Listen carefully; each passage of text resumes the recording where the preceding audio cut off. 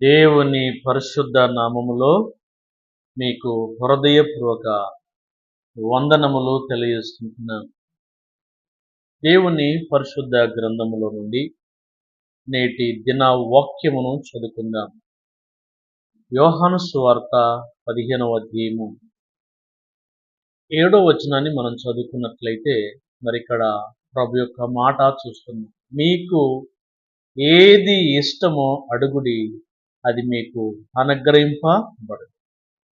మీ యందు నా మాటలను, నా యందు మీరును, మీ యందు నా మాటలు నిలిచిన ఎడల మీకేది ఇష్టమో అడుగుడి, అది మీకు అనుగ్రహింపబడును. మీరు బహుగా ఫలించుట వలన నా తండ్రి మహిమ పరచబడును అన్నటువంటి మాట ఇక్కడ మనం చూస్తున్నాం. కాబట్టి ప్రభులో మనం ఉందాం, ప్రభు మాటలు మన హృదయంలో ఉంచుకుందాం, ఆ మాటల ప్రకారంగా జీవిద్దాం. మనకేది అవసరమో ప్రియా ప్రభును అడుగుదాం. తప్పకుండా ప్రభు మనకు అనుగ్రహిస్తాడు.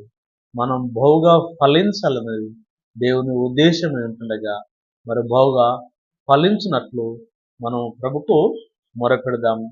ప్రభు సన్నిధిలో ముందుకు సాగుదాం. ప్రార్థన. జీవం కలిగిన మా తండ్రి, స్తోత్రములు చెల్లిస్తున్నాం.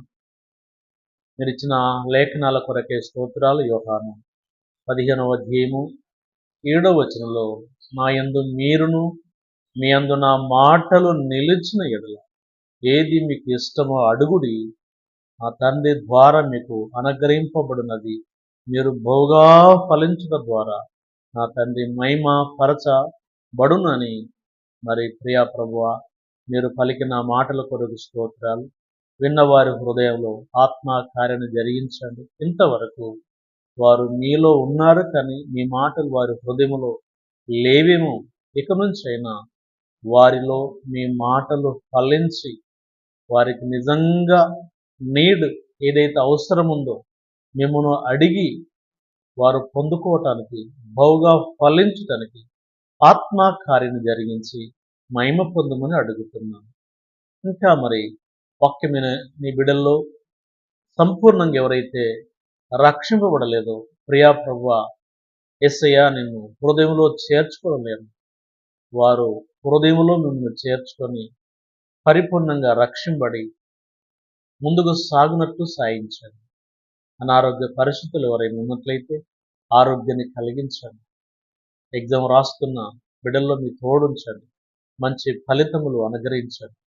సంతానం లేని బిడ్డలను జ్ఞాపకం చేసుకొని సంతాన ఫలమును అనుగ్రహించండి. ఆర్థిక పరమైన సమస్యలను విడుదల కలిగించి మహిమ, ఘనత, ప్రభావములు పొందుతుంది. శాంతి సమాధానం లేని బిడ్డలకు శాంతియు, సమాధానం, నెమ్మదిని అనుగ్రహించి మహిమ పొందమని పుణ్యరక్షకుడు యేసు ప్రభు శక్తి కలిగిన నామం వేడుకొనుచుంటున్నాము తండ్రి. ఆమేన్.